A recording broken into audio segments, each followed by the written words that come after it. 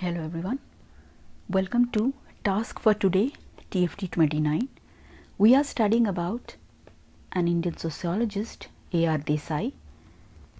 We have completed two thinkers, G.S. Ghurye and M.N. Srinivas. This is the third thinker in our syllabus.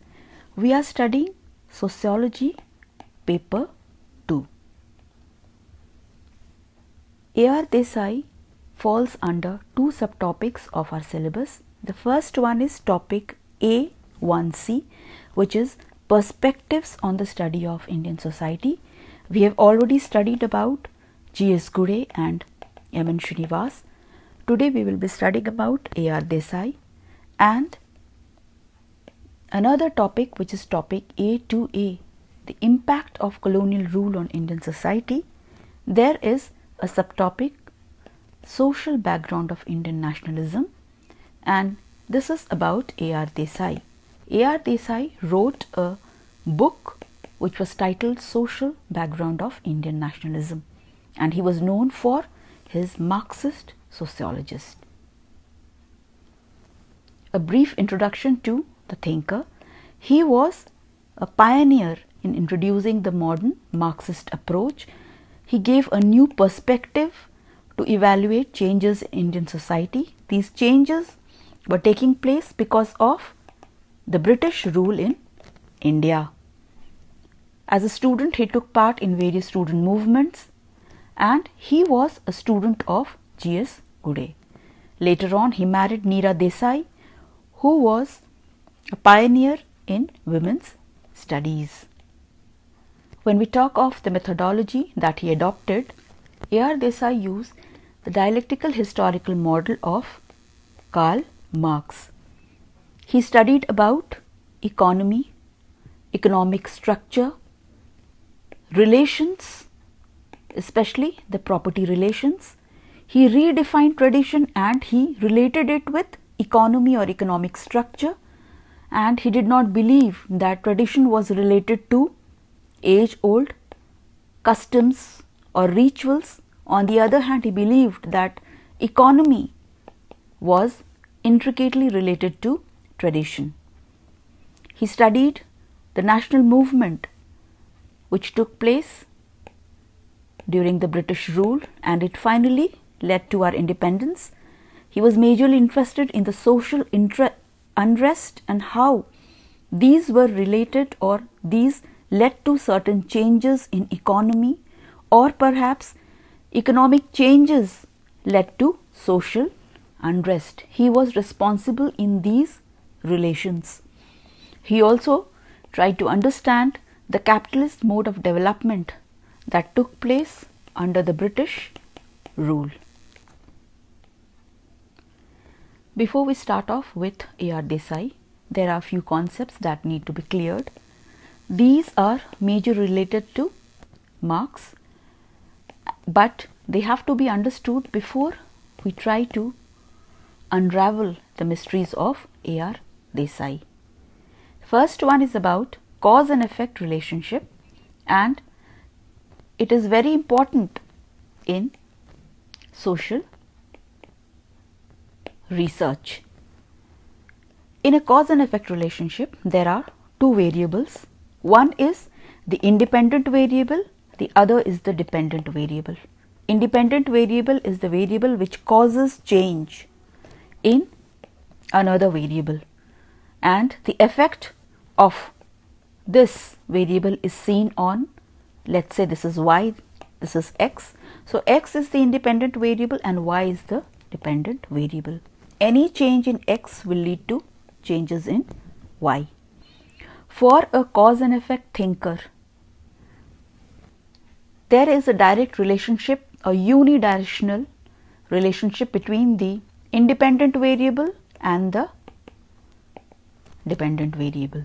But for a dialectical thinker, here we are talking about a sociologist who is a dialectical thinker. For him, when he or she is studying social phenomena, then he or she knows that society is complex, social phenomena are complex, and social influences are complex.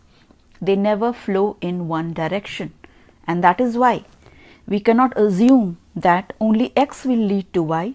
On the other hand, even Y can have an effect on X.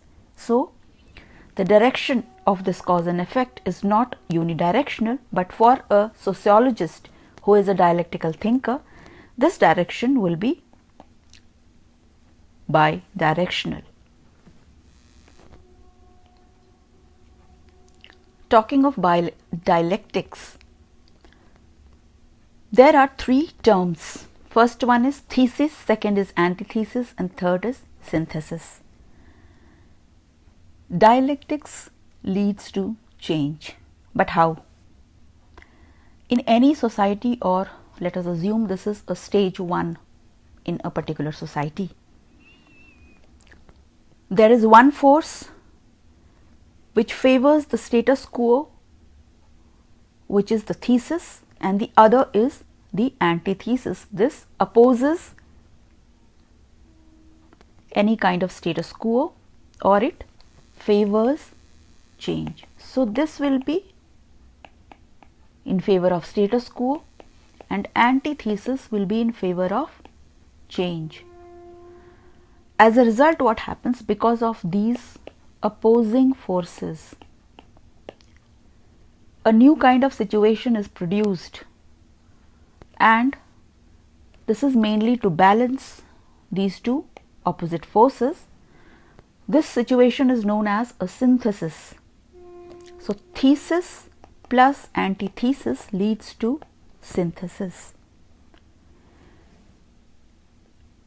This is known as change or development. In the second stage of this society, the synthesis becomes thesis 2, and again the process repeats.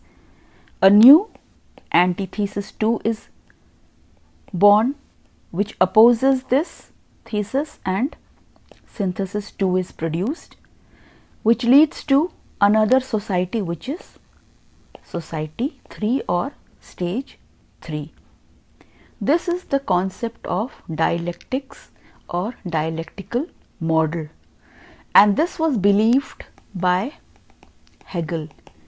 In the dialectical idealism or development of ideas, he believed that a process known as the interaction of thesis with antithesis leading to a synthesis of ideas was produced, or it was the result of interaction of these forces.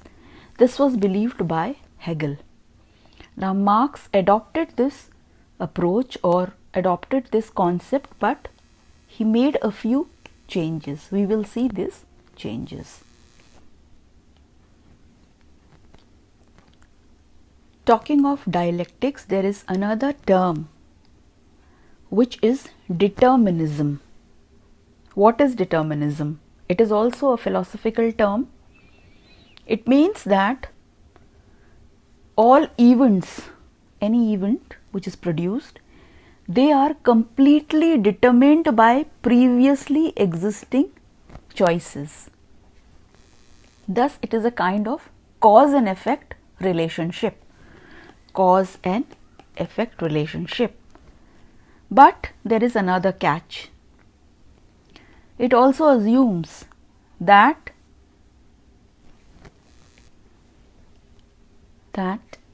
humans cannot act freely during this process. So, everything is determined or predetermined because of thesis 1 and antithesis 1. Synthesis 1 will be produced, and there is no role of human beings in this. Now, when we apply this concept of determinism or cause and effect relationship to sociology or social phenomena, if we assume that there is a change from feudalism to capitalism, and let us say the thesis is the first and second estate, while antithesis is the third estate. When there is a change to capitalism or synthesis, then it is assumed here, if we go by determinism, that there is no involvement of human beings or the free will of human beings. Similarly, when the capitalism or capitalist society, when it produces two classes, which is bourgeoisie and proletariat, then because of the interaction of thesis 2 or bourgeoisie and the proletariat, there will be a synthesis and a new society, socialism, would be produced, eventually leading to communism. But this would happen automatically, and human beings do not have to act, or their will is not considered here. But Marx opposed this concept of determinism.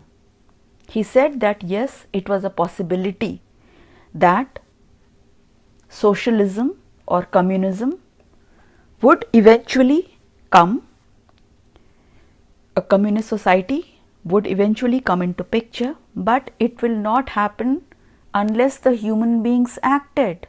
So he differed on this point of determinism. He did not agree that we could be deterministic in studying social phenomena, and unless the proletariat acted or they came together and gave rise to a class consciousness, this society would never be born unless the proletariat acted, unless they came together. The bourgeoisie would not give socialism as a gift to the proletariat. They will have to work hard. The free will or the acting part had to come into play. So if there is a question which asks you whether Karl Marx was deterministic, you have to say no, and then you will have to explain it. You can explain it with the help of this example also. So reiterating it, stating it again, that there is no determinism in social phenomena, and this was also said by Terence Ball.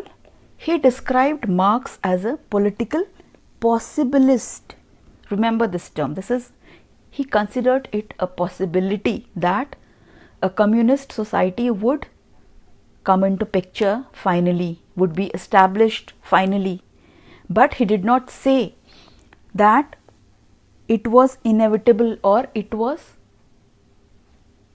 100% sure to come out of its own.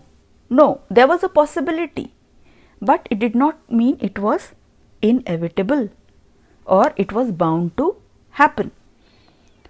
Why?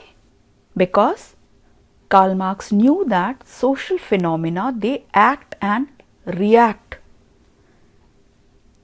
and we cannot assume that they will always flow in one direction, or there will always be a cause and effect clearly defined. When we see this in the example of bourgeoisie and the proletariat in a capitalist society, there is no unidirectional relationship. Instead, there is a reciprocal relationship.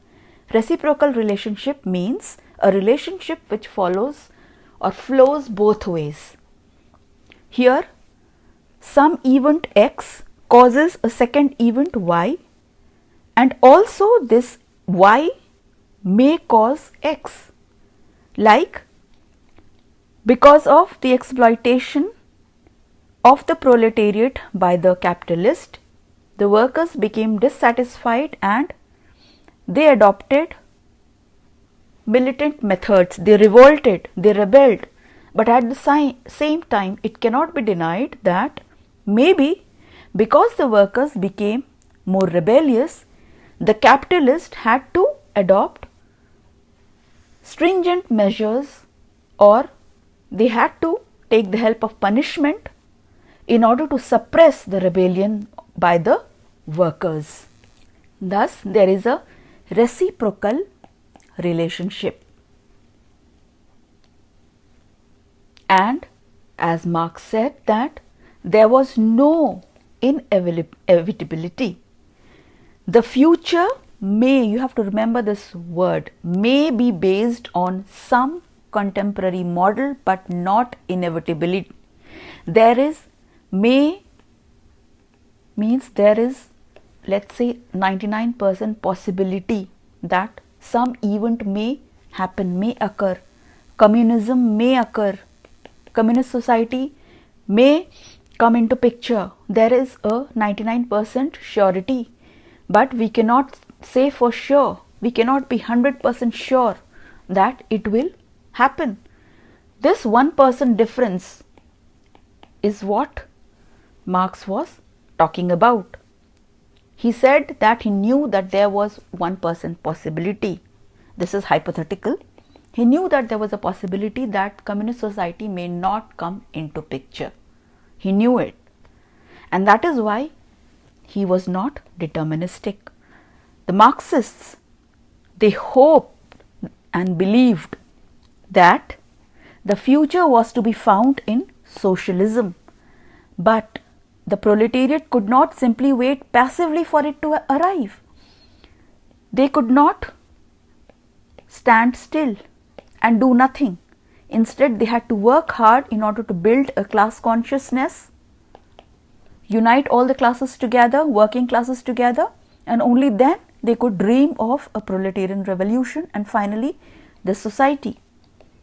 So, there was a 99 possibility only if the proletariat acted. So, they had to work for it, and there was no ironclad guarantees that it would occur. Now, what is the relationship of this determinism and dialectic?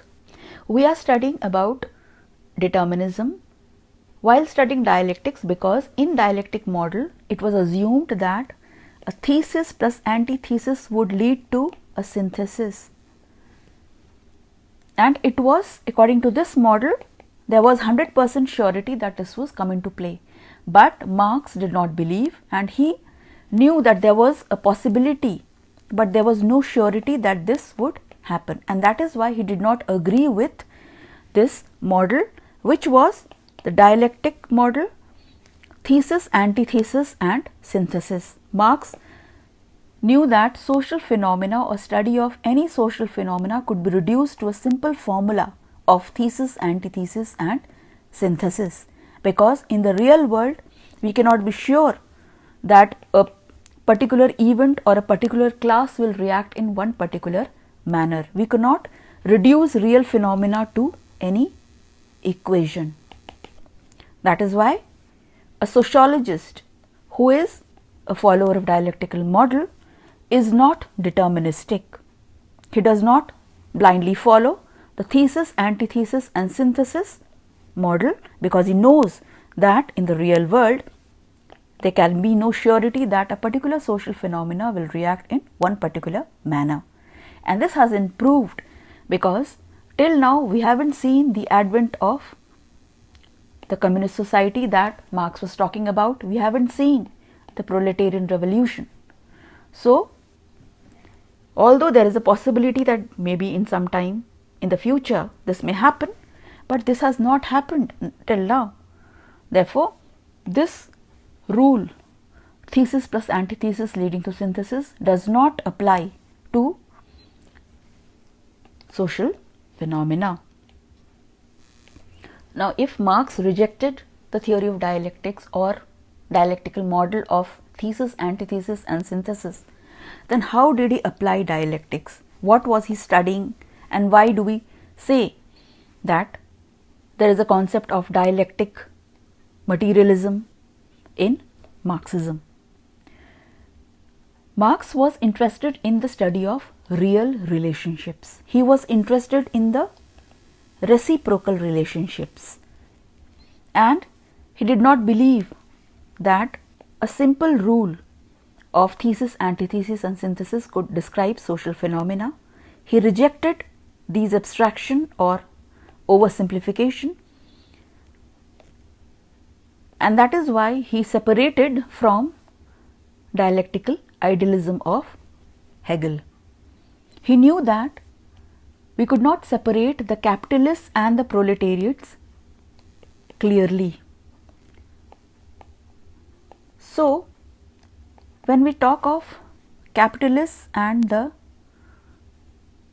proletariat, or the bourgeoisie and the proletariat, then we cannot say that they are mutually exclusive, or we cannot say that there is no commonality between them.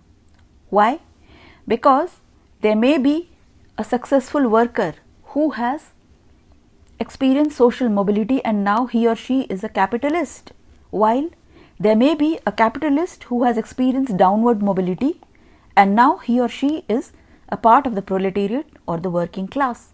Therefore, there will always be certain commonality between the capitalists and the workers, or the bourgeoisie and the proletariat, and they might even blend into one another when they know or when they understand that their mutual existence or coexistence could be mutually beneficial to one another. And Marx was interested in these complex relationships between the bourgeoisie and the proletariat, their conflicts, their differences, as well as the similarities. He was also interested in studying the capitalist structure or the economy which was built as a result of capitalism and how it clashed with the interests of the proletariat.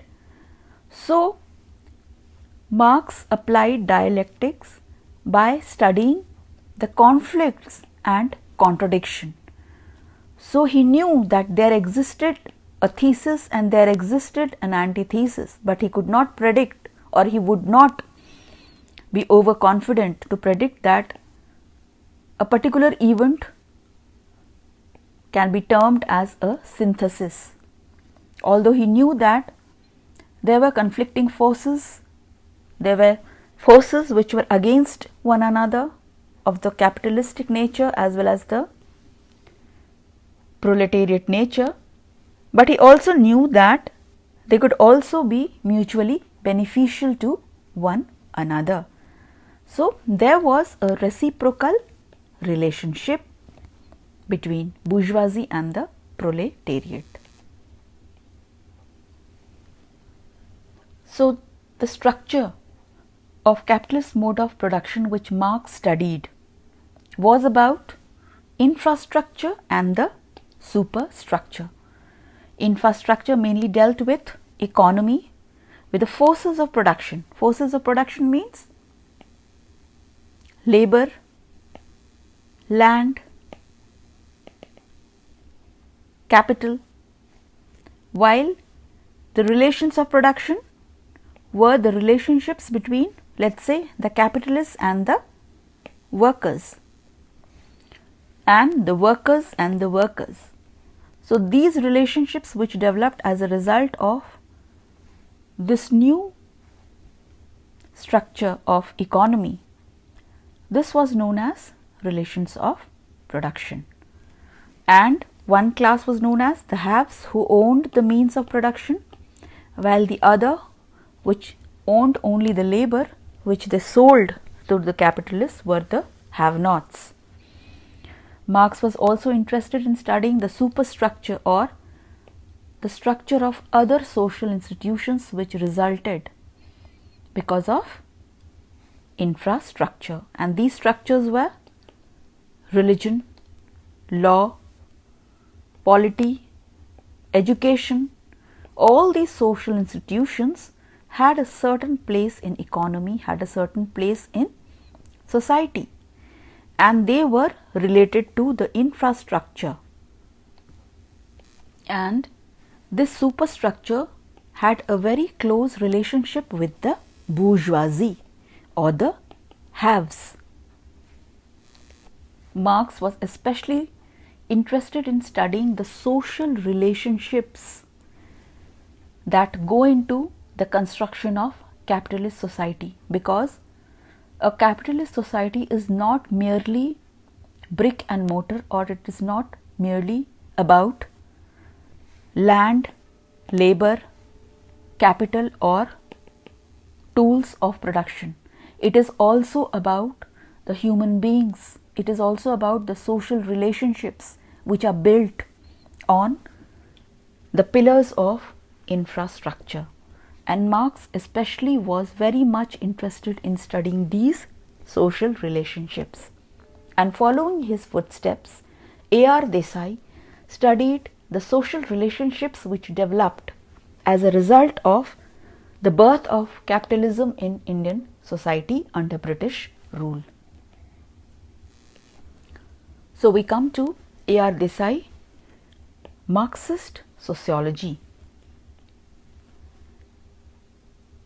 This part would be dealing with history of modern India. So please try to recall some of the concepts that you have studied in history and try to relate it with what we are going to study now. We know that India before the advent of British was majorly an agricultural economy, and India was built up of different villages.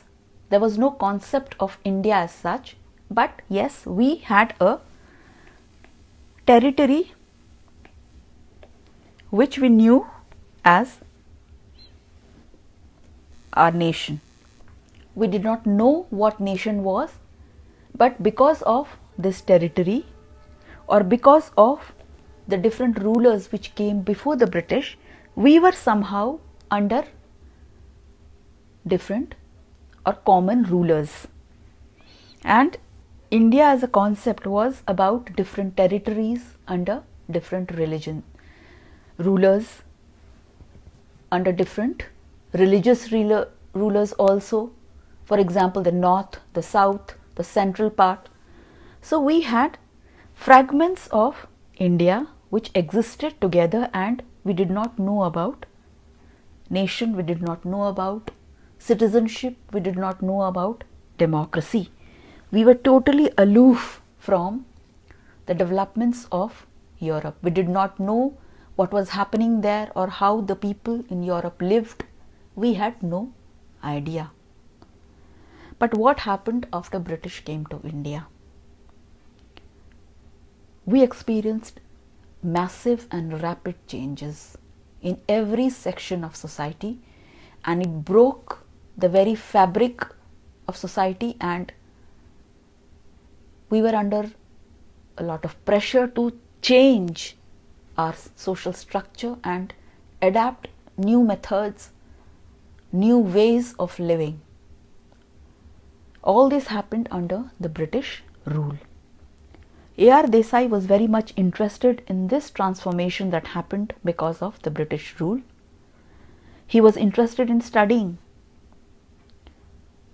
how the village was a self-sufficient unit before the British came, and how India was a feudal society before the advent of British. When the British came to India, we had to embrace capitalism. Our feudal structure broke down and a new structure was built. A.R. Desai studied this transformation in quite detail. When we talk of feudalism,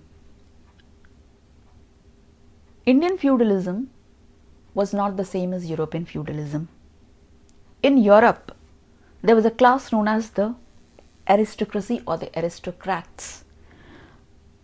They had, or they were in possession of land.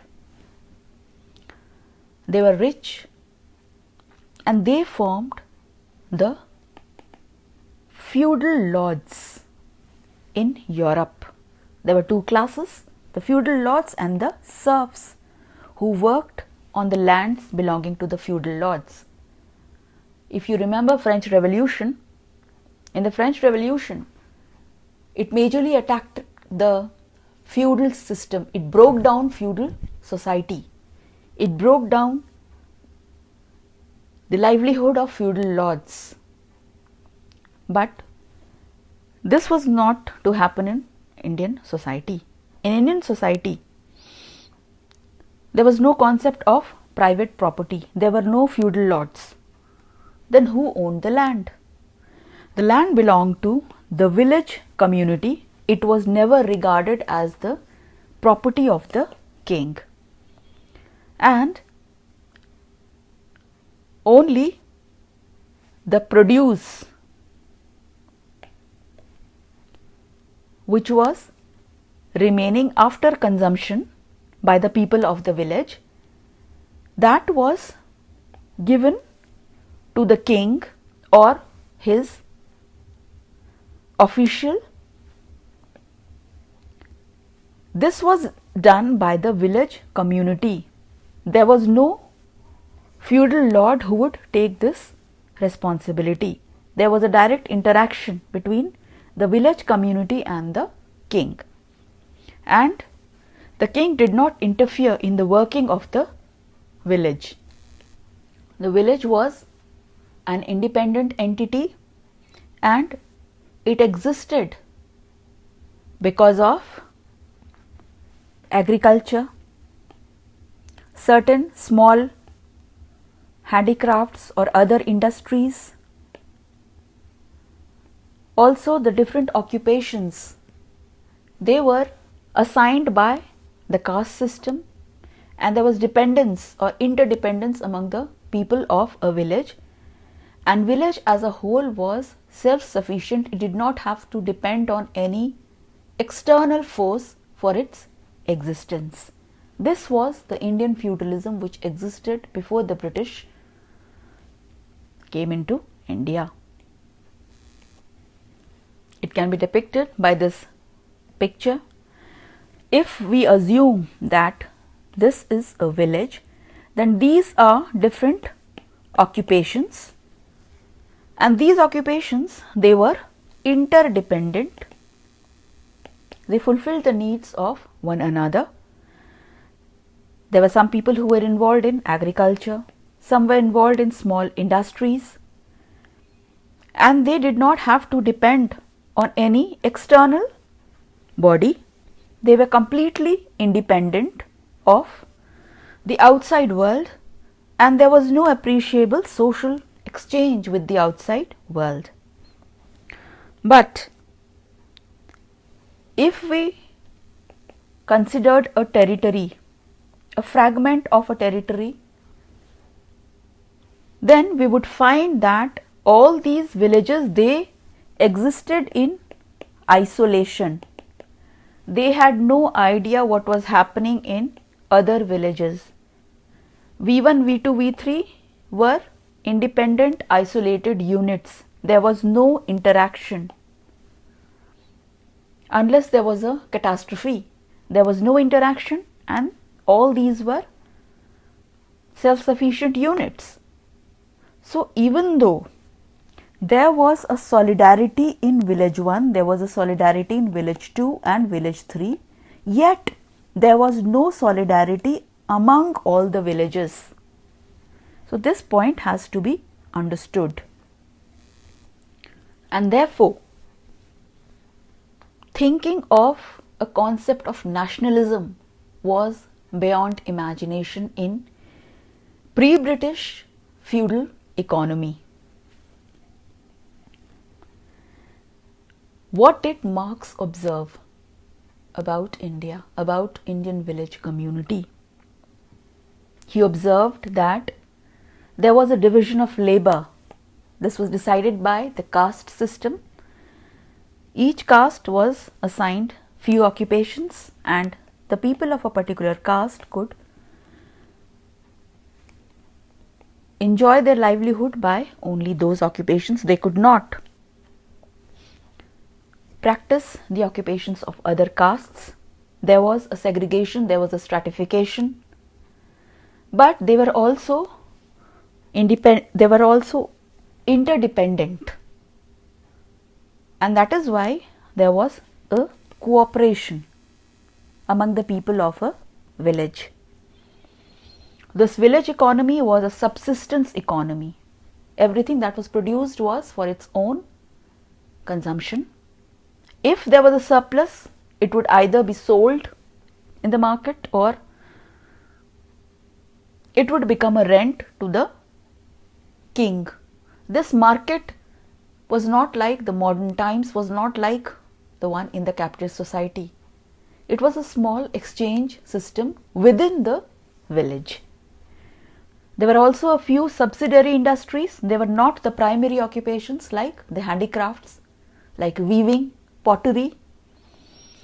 And also because the village community was independent, it was self-sufficient, there was no need to travel. Now, when British came to India, all these things changed. Let's see how. With the advent of British, what happened? They encroached on forest land, they encroached into villages, they sent administrators, anthropologists to study the villages, to study how they could expand their territory, how they could use the raw materials, how they could produce goods and sell in the market. So, a concept of private property was introduced.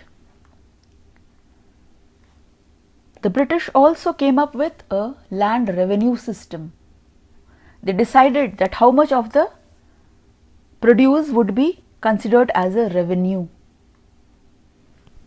You remember that the major purpose initially of the British was to collect revenue, and this would be sent to their homeland, and that is why we had a concept known as economic drain. So, all the money or revenue of India was flowing to their homeland, and in order to increase the earnings, they commercialized agriculture, or they started growing crops like in the plantation.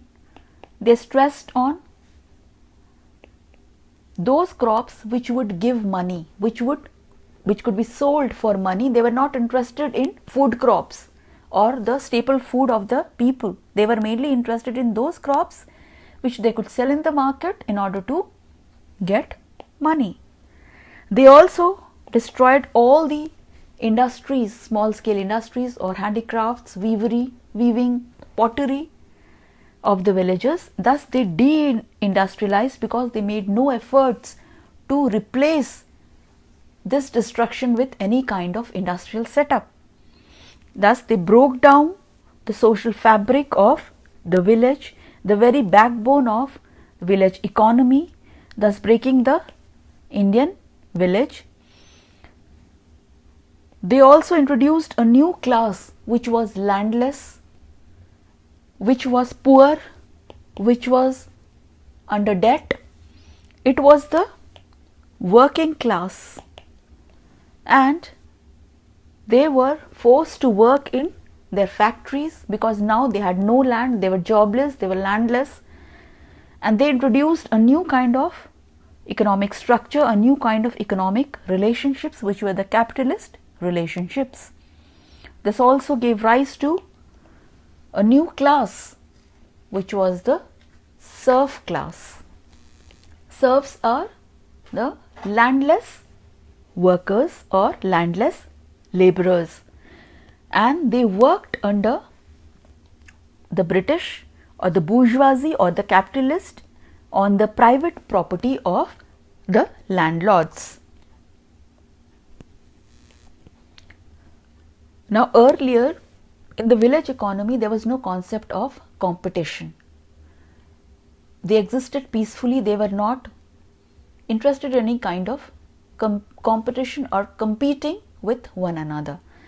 But now, with the rise of a new class, capitalist class, and several other classes like the working class, the serfs,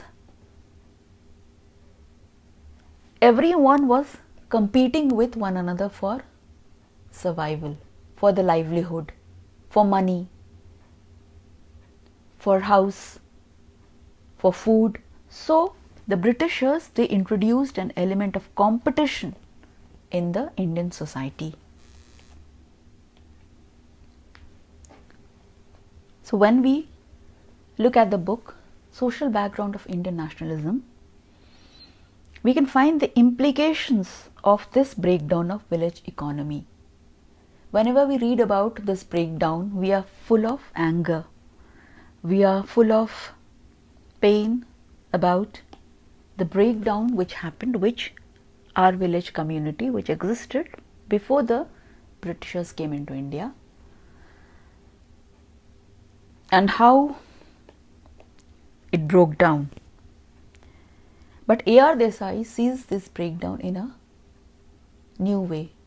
He gives a new perspective to this breakdown of village community or village economy.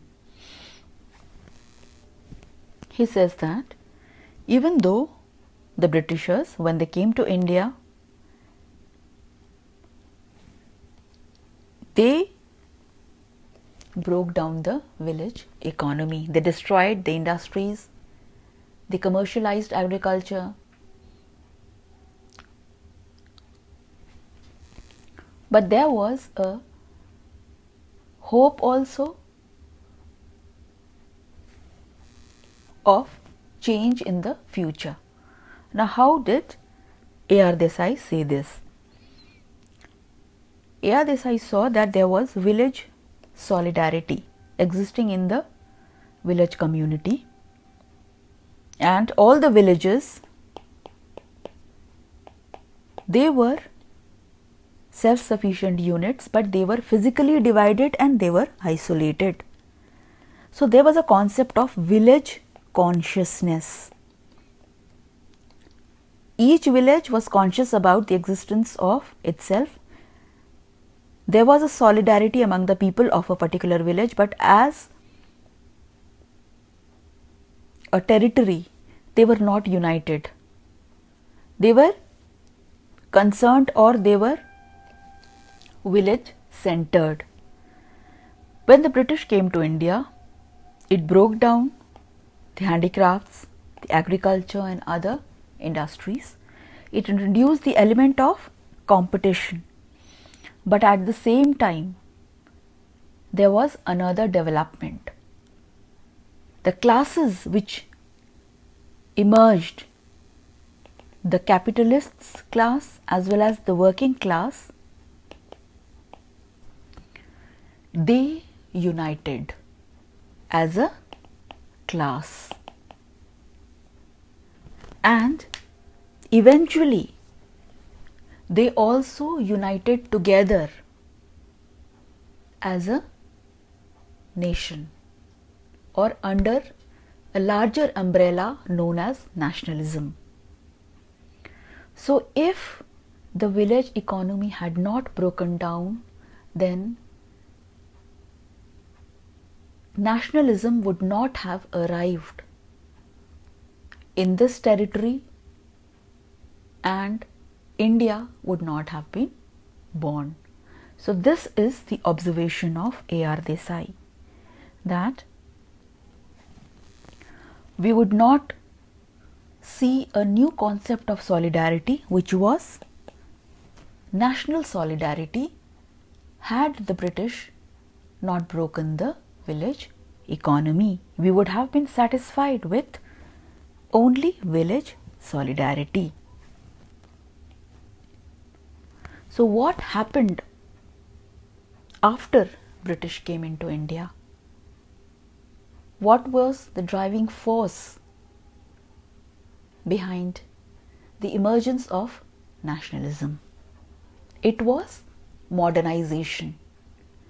The British treated India as an underdeveloped territory, and it took the responsibility to forcefully introduce capitalism or capitalistic measures. It forcefully introduced nationalistic measures in order to civilize it, because it believed that India was not civilized. And these measures Together they were known as modernization measures. These were introduction of transport and communication, modern education, free press, and policies of administration, of economic. These were introduced under modernization, and they were national in character. They were not restricted to one area, and that is why they united people all over India. People started traveling from one place to another, from one village to another. They came to know about the Western ideals because of modern education. They came to know about liberty, fraternity, equality. They also read all this in the press. So if one area had some development, then the other area would also know about it because of the press. And they were also in touch with the policy or policy making process, and they came to know about democracy and political development. Because of modernization, because of modern education, there were many social and religious reform movements. People became aware of social evils, about exploitation, about untouchability, about sati, about poor conditions of widows, and there was a national awakening, and there was also a political movement. It started with revolt of 1857, and it developed into a full-fledged Indian national movement. All this happened because of modernization measures by the British. By these measures which were national in character. Now there would be one question in your mind, that even though there was modernization in India, why did people come up with national movement? What was the trigger that led to this national movement? The reason was the social and political condition. Under the British rule, modern education gave birth to a new class known as the intelligentsia. They were influenced by Western culture, Western thoughts. They were known as the enlightened class, or it was the phase of Indian enlightenment, you can say. And this class was influenced by the ideals of democracy, rationalism and nationalism. They understood this because of the developments in Europe, and so they realized that the British rule was not favorable, or they did not submit to the conditions of the British rule. Different classes emerged because of capitalism, and they started raising their voices against the exploitation or subjugation of the Britishers, and these were national in character because now they had the access to press, they had the access to transport and communication. So these movements were not restricted in one area, they started spreading all over India. We will see that how these movements traveled, or they evolved from a tiny flame to a massive fire. A.R. Desai, while studying capitalism in India, he studied the social classes which were national in character, because capitalism was not restricted to one part of India, but it was imposed on the entire Indian territory, and therefore the social classes which emerged were national in character. These social classes were majorly divided into four types. One were the progressive sections of the bourgeoisie, or the higher class of the bourgeoisie. They were mainly those people who felt the pressure of the feudal elements as well as the British rule. They opposed these feudal elements, feudal lords. They also opposed the British rule. The second was the petty bourgeoisie, and these consisted of those capitalists who operated on the modest, that means smaller scale compared to the progressive. The third class was the peasantry, who were either owners of small land holdings or they were agricultural laborers. And the fourth class was the class of the landless workers, or it is called as proletariat by the Indian sociologists. So, A.R. Desai observed that the Indian national culture, it was not dependent on customs and rituals, but it was dependent on the culture of these new classes. So, each class had a certain culture. All these cultures, along with the cultures of people belonging to different territories, of different linguistic areas, together they formed the national culture. So, national culture was a resultant of the social relationships because of capitalism, or capitalistic structure led to the emergence of new classes and a new national culture. It was not culture of one person, it was not the culture of one village, but it was the culture of the summation of new classes as well as summation of the awakened nationalities of different provinces. This was national culture. Thus, A.R. Desai saw that before British came into India, we did not know about national spirit, but after the advent of Britishers, because of capitalism, new classes emerged, new consciousness emerged, and a national culture emerged. And this national culture implies the welding of a community into a nation. So, all these people belonging to different classes, they joined together to form one nation.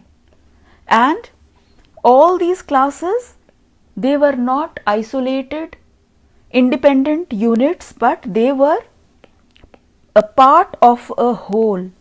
What was this whole? This was a nation. Now, what about the leadership in the Indian national movement?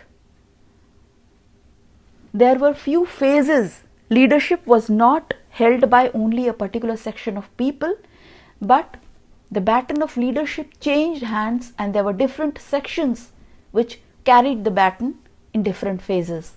There were majorly 5 phases. And the leadership changed in all these phases, and then it became stable. In the first phase, till 1885, before the birth of Indian National Congress, the social base of leadership, or the social base of understanding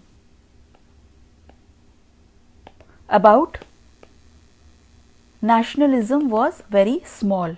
Only a small people, a small section of people, they knew about or they were aware of nationalism. This section was the intelligentsia, which had obtained Western education, which was aware of Western ideals, which was aware of European ideals, and one of the chief proponent of changes which took place in this phase was Raja Ram Mohan Roy. There were many socio-religious reforms. There were many voices which demanded press and administrative rights.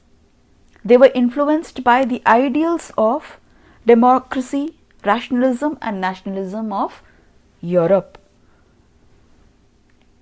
In the next phase, which was 1885 to 1905, now we had Congress in picture, and the moderates were leading Congress.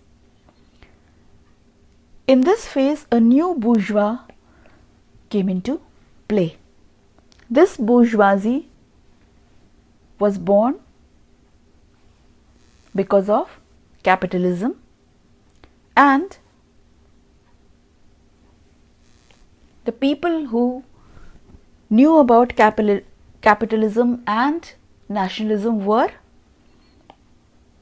the educated middle class, the merchant class and the industrialist class. So earlier we had only the intelligentsia.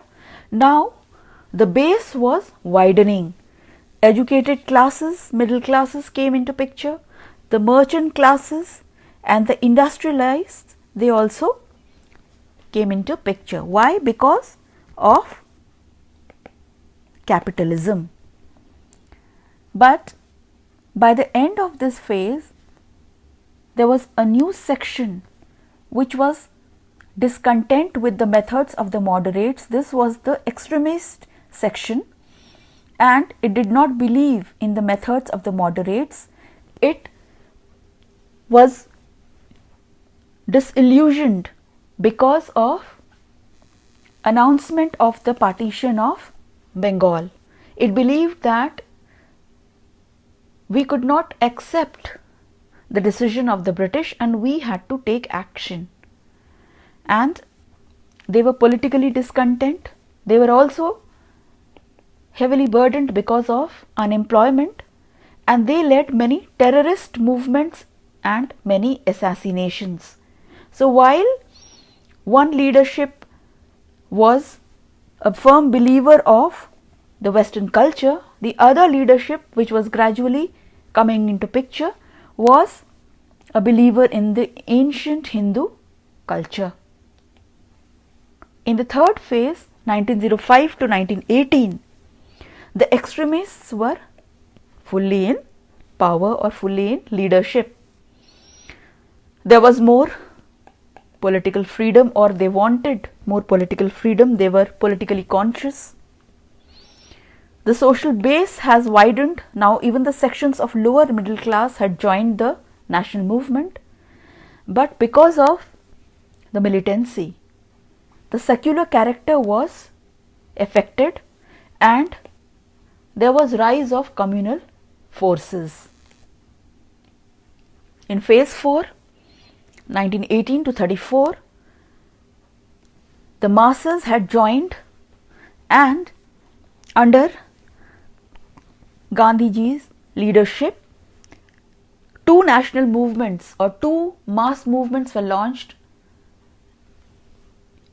non-cooperation movement and civil disobedience movement.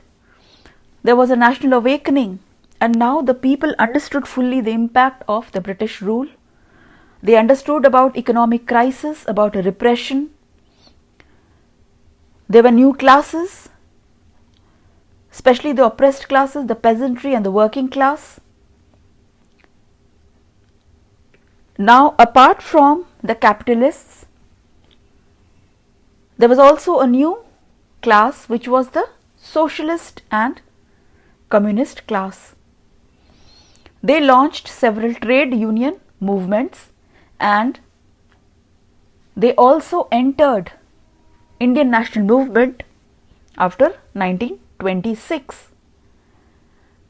Now, because of the introduction or the birth of minorities or different minority sections. There were several communal rights also. There were certain sections which were not pleased with the leadership and they revolted in the form of riots. Here, the Indian nationals were majorly influenced by two kinds of revolutions. The first was democratic revolutions which took place in Europe, and they were also influenced by socialist revolutions which took place in Russia. Therefore, people were divided between these two ideologies. Some followed democratic ideals while some followed socialist ideals, and this was seen in the leadership also. So, although in this phase the leadership was in the hands of capitalists or those people of India who had progressed because of industrial expansion, but there was another section which was rising, which believed in state power, that is socialism, and finally they wanted to go for a communist society which was shared by Karl Marx, or a classless society. The final phase, 1934 to 39, this class consciousness, which we have talked about earlier, became prominent in this phase, because along with the capitalists and the upper classes who were a part of the bourgeoisie or majorly a part of the Congress or the leadership of the Indian national movement, there was also another section which was rising, the socialist section, which was rising in favor of the oppressed classes, which were the peasants and the workers. So now there was an ideological difference. One section which previously believed in the ideals of Gandhiji, it was not pleased with the turning of events and it turned to socialism. There were two parties, Socialist Party and Forward Bloc. They were formed because of change in ideology, and now we had new sections. We had depressed classes, we had peasants who were rising, we had people from different languages who were uniting together, we had merchants who were now demanding abolition of state monopoly. So, along with the bourgeoisie or along with the capitalists, we had minorities now, and we had peasants, we had provinces on linguistic basis. All of these, they joined Indian national movement, and even though there were these small forces which were not a part of the leadership of Indian national movement, but they had a say in the politics or political development. How? Because now the leadership, they started considering the rights of these minorities. They included fundamental rights, cultural autonomy, linguistic provinces and poverty alleviation in the agenda of the party, in the agenda of the leadership, in the agenda of the Congress. Earlier they would not do it because there was no one or no section which demanded these rights, but now the leadership understood that they also had to consider the minority rights. So now the social fabric or the social fabric of Indian national movement included not only the upper castes or the upper classes and capitalists, but also peasants and workers. They together, they formed a constituent of the Indian national movement. So, when we try to look through the leadership, we will see that it started with intelligentsia. Then in the second phase, the moderates took the baton of leadership. In the third, the extremists. In the fourth, the capitalists. And in the fourth, also what happened? Certain communal elements also entered. And finally, in stage 5, what happened? Along with capitalists, social forces or socialist forces, they entered the picture. So, the Indian national leadership, it was divided into those from the capitalist class and those who were a part of the new social forces. And in stage 5, both they coexisted. If you remember, we were talking about a reciprocal relationship, and this relationship was observed in the stage 5 also. The capitalist classes, they considered the minority rights, and even though they were still the leaders of the Indian national movement, yet they did not overlook the needs of the new social forces. And this capitalist class, it was much developed because of its economic and social strength. There were also many politicians who were a part of the capitalist class.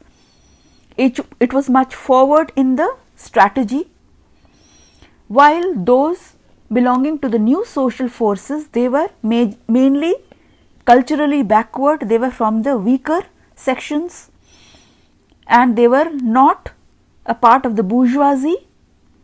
They also were not politically much aware, yet they had the potential to become leaders. So, A.R. Desai says that there was a possibility that this new section or the new social forces could assume leadership sometime in the future. So, if you have to write about the characterization of leadership, you will explain about all these 5 phases, and you will also say that there were 2 possibilities. Either the capitalists would rule or the baton of leadership would shift to the new social forces. And why? Because it had the potential to become a leader, although it was not leader material now, but in future it had the potential.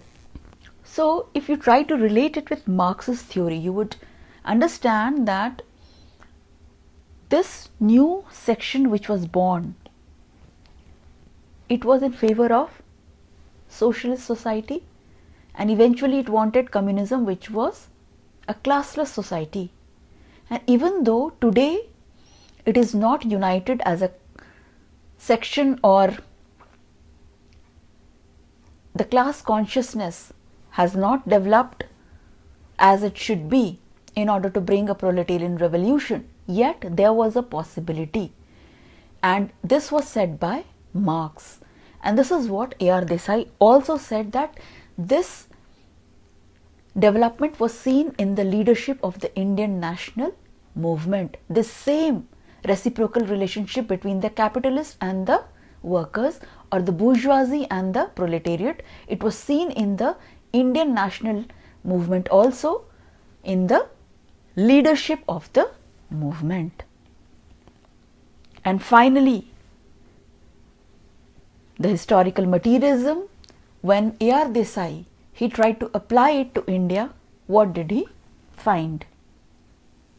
When he tried to analyze the transformation of the feudal society to capitalist society, he understood that if the village society still existed, even if it developed its forces of production,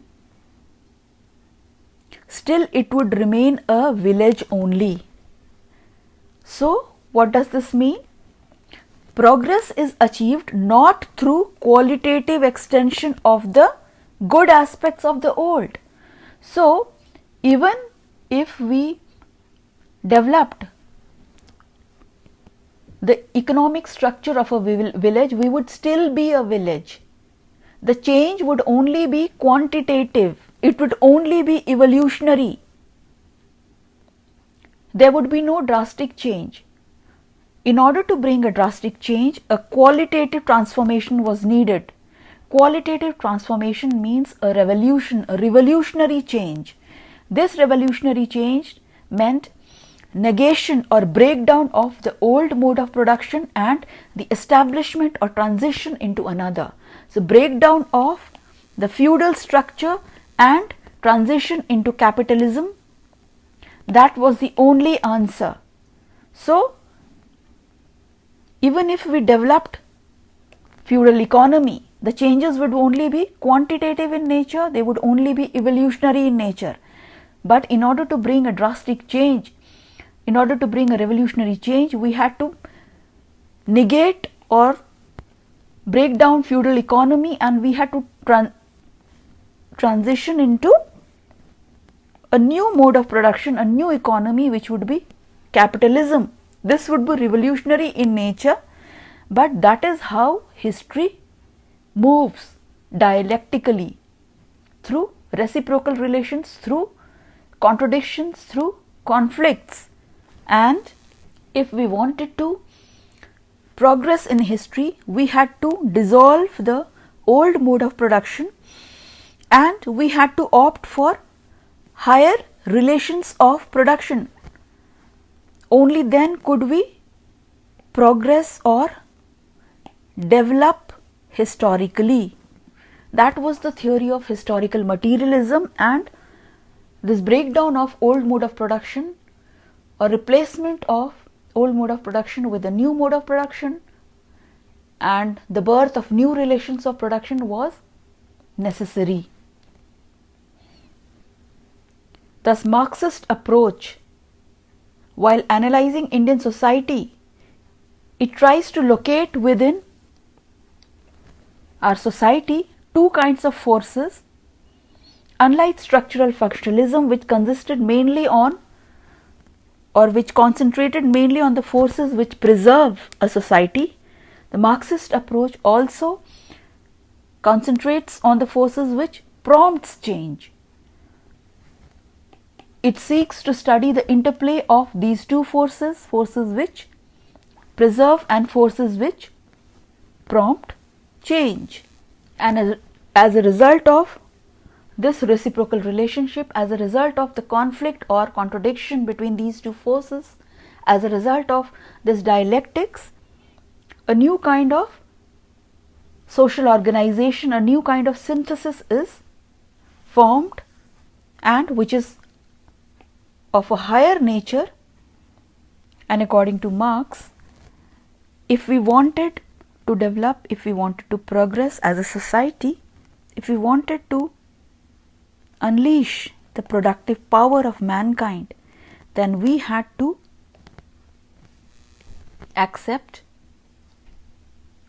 the synthesis or this interaction between the two opposing forces. Only then would we reach a higher level. And this was also agreed by A.R. Desai, because if feudalism had not broken down in the village society, we would not have seen capitalism and we would not have seen nationalism. This is explained in this diagram. Although village boasted of a solidarity, its breakdown or the breakdown of self-sufficiency was necessary. Only then we could unify or unite as a nation. Only then we could taste national solidarity. Only then we could launch Indian national movement and finally enjoy the fruits of independence. So this is what A.R. Desai is about. It is about study of Indian national movement, its analysis, study of social relations between different sections of people, emergence of new classes, breakdown of feudal economy, modernization, national unification and independence. There are 3 books to be referred. Ritzer is to be read, chapter 2, Karl Marx, for the portion on dialectics. It is beautifully explained in those few pages. B.K. Nagla can be referred for an overview of A.R. Desai's theory. Please give it a read. It is okay if you do not understand. A.R. Desai has to be read in some depth, at least a few chapters. Also, the epilogue has to be read to understand about the characterization of leadership of Indian national movement. This book, the name is Social Background of Indian Nationalism. Its PDF is available online. If you don't find it, please ping me or message. I will share it online. So the next TFT will be on Louis Dumont, but before that we will be studying, or we will be sharing, a sociological perspectives series unit, which is unit 3 on COVID-19. We look forward to seeing you very soon. Thank you so much for having so much patience, and I would like to ask you to please take care of yourself, your family members, your elders. Please take all the precautions which are necessary and be safe, be healthy. All the very best to each one of you. Study hard, do well, and take one day at a time. Do not give up. Thank you so much.